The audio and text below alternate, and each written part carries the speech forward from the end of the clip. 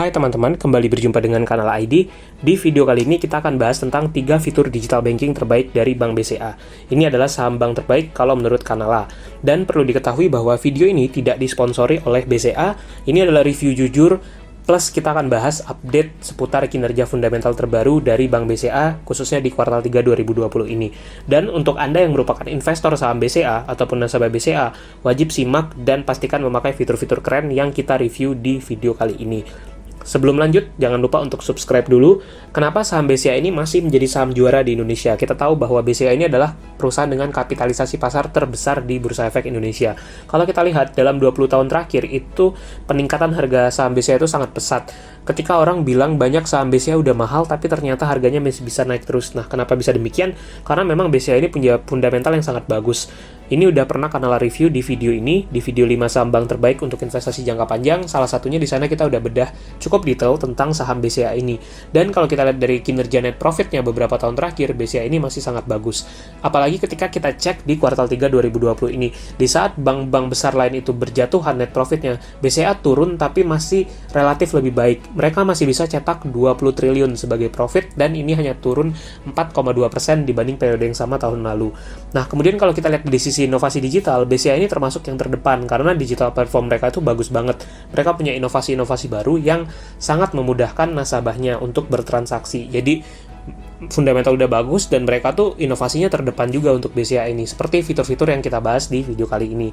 Yang pertama ada fitur pembayaran pakai QRIS dari BCA Mobile. Jadi kalau dulu kita misalkan transaksi nih, kan beda-beda itu tiap dompet digital, misalnya ada OVO, ada GoPay, Dana, dan sebagainya. Nah, sekarang dengan adanya QRIS ini, kita tuh cukup dari satu aplikasi tuh bisa bayar di berbagai tempat tadi. Jadi misalkan kita nggak punya GoPay nih atau nggak punya OVO, ya udah kita cukup dari BCA Mobile, semua kode itu bisa kita scan dan kita bisa transaksi dari sana. Jadi cukup dari aplikasi BCA Mobile aja tuh Anda udah bisa bertransaksi. Nah, keuntungannya tuh ada beberapa. Pertama, jadi praktis. Kalau dulu kan beda dompet digital, beda nih yang harus di-scan gitu kan. Tapi sekarang karena udah standar sama, cukup dari satu aplikasi yaitu dari BCA Mobile bisa. Dan kedua, nyaman. Anda nggak perlu transaksi misalnya harus pakai kartu ATM dan sebagainya. Jadi cukup dari BCA Mobile. Dan yang ketiga, nggak perlu top up repot ya ke dompet digital lain. Jadi cukup dari BCA Mobile, Anda bisa langsung selesaikan transaksi.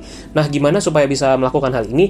Step by stepnya gampang kok. Pertama, ketika Anda di tempat makan misalnya atau di restoran dan sebagainya, Anda minta kode QR yang bisa di-scan. Jadi bisa QR dari platform apa aja, asalkan udah standar QRIS tadi. Kalau udah dapat kodenya, Anda tinggal buka aplikasi BCA Mobile, lalu klik menu QR. Berikutnya Anda tinggal scan QR code-nya, itu Anda bisa langsung transaksi. Jadi nanti Anda tinggal masukkan berapa nominal transaksinya, kemudian klik OK, udah deh, langsung bisa transaksinya. Jadi nggak perlu repot berbagai dompet digital, cukup dari satu BCA Mobile, Anda bisa langsung transaksi dengan cepat, mudah, nggak perlu pakai kartu ATM lagi, nggak perlu masukin PIN lagi, semuanya langsung cepat dari satu aplikasi BCA Mobile tadi. Itu yang pertama. Terus yang kedua, ini juga menarik banget nih, yang masih baru dari BCA, yaitu adalah fitur debit online.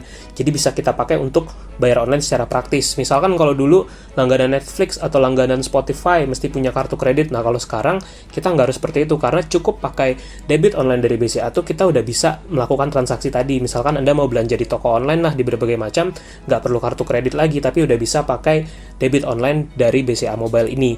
Jadi dari kartu ATM Anda tuh udah bisa tuh buat transaksi. Nah, caranya gimana? Kan ini gampang banget ya, menarik banget. Ini kita langsung bahas aja caranya. Pertama, itu gampang banget. Anda cukup buka aplikasi BCA Mobile Anda. Login kayak biasa, pastikan BCA Mobile itu adalah versi terbaru. Kalau belum, silakan diupdate dulu. Nah, kalau udah di BCA Mobile, Anda tinggal masuk ke bagian akun saya. Kemudian setelah dari situ, Anda bisa klik icon atau tombol kontrol ini. Nah, di sana tuh ada pengaturan-pengaturan yang bisa Anda gunakan untuk mengaktifkan debit online tadi. Anda bisa aktifkan transaksi domestik, bisa aktifkan juga transaksi internasional, dan bisa juga aktifkan transaksi debit online tadi. Kalau udah aktif, Anda tinggal simpan, dan sekarang kartu debit Anda tuh bisa dipakai buat transaksi secara online. Jadi gampang banget, bisa buat Spotify, Netflix, dan berbagai pembayaran online lainnya. Nah, kemudian yang ketiga, fitur yang keren banget juga menurut Kanala dari BCA ini adalah fitur tarik dan store tunai tanpa kartu. Jadi kalau kita mau ke ATM, nggak bawa kartu, nggak bawa dompet, nggak usah pusing karena bisa dari BCA Mobile. Nah, caranya gimana? Ini udah ada 2 video tutorial yang dibuat di channel resminya Bank BCA. Teman-teman kalau mau lihat step by stepnya gimana, bisa nonton 2 video tutorial ini.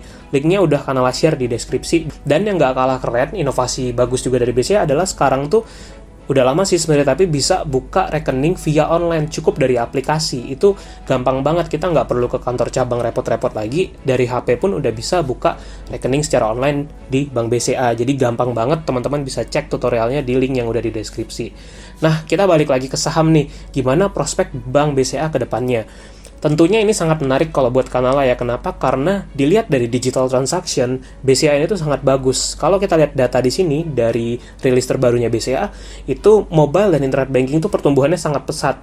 Untuk branch banking dan ATM itu memang turun, tapi untuk mobile banking terutama pertumbuhannya luar biasa pesatnya. Jadi dari sisi digital, kita cukup yakin BCA ini sebagai salah satu leader lah di perbankan dan sektor digitalnya. Dan kalau kita lihat dari sisi kinerja dan dari pihak ketiga, BCA ini tuh kuat banget di kasa rasionya itu, yang bahkan bisa mencapai 76,4% pada kuartal 3 2020. Jadi mereka itu punya keuangan yang kuat sekali, bagus sekali. Dan kalau kita lihat dari sejumlah rasio perbankan, seperti dari return on asset, return on equity, dari capital adequacy ratio, dan juga LDR-nya, itu BCA ini sangat bagus. Dan kalau di sini kita lihat ROA-nya bahkan masih bisa di atas 3% ketika September 2020, yang kita tahu pandemi COVID ini sangat menyulitkan, ROE-nya pun masih bisa di atas 16%. Jadi luar biasa, bisa dibilang salah satu yang terbaik lah, atau mungkin yang terbaik di Indonesia untuk Bank BCA ini. Jadi secara kinerja bagus, mereka juga terdepan dalam inovasi. Kanala sangat yakin dengan prospek saham BCA. Apalagi Bank Digital BCA itu akan meluncur tahun depan. Kalau teman-teman masih ingat, BCA baru akuisisi Bank Royal, itu akan diubah dari Bank Digital BCA, dan itu sebuah inovasi yang tentu menarik untuk kita tunggu. Nah, itu tadi tentang saham BCA dan berbagai fitur digital banking yang keren tadi. Pastikan teman-teman pakai. Kalau misalnya mau nabung saham BCA gimana nih? Mungkin teman-teman udah ada yang nabung di saham BCA gitu. Nah, kalau butuh tutorialnya bisa nonton video ini nih, linknya ada di deskripsi, atau bisa juga cek video-video Kanala ID yang lain kalau teman-teman mau belajar investasi saham, termasuk investasi saham BCA. Atau bisa juga mampir nih, buka website www.kanala.id, di sana kita udah kasih banyak tutorial. Dan sekian dulu video review kali ini, semoga bermanfaat. Jangan lupa untuk subscribe ya. Kalau ada pertanyaan silahkan komen di bawah. Anyway, Kanala pengen tahu dong, kalau kamu favoritnya pakai bank apa? Silahkan komen di bawah ya. Sampai jumpa.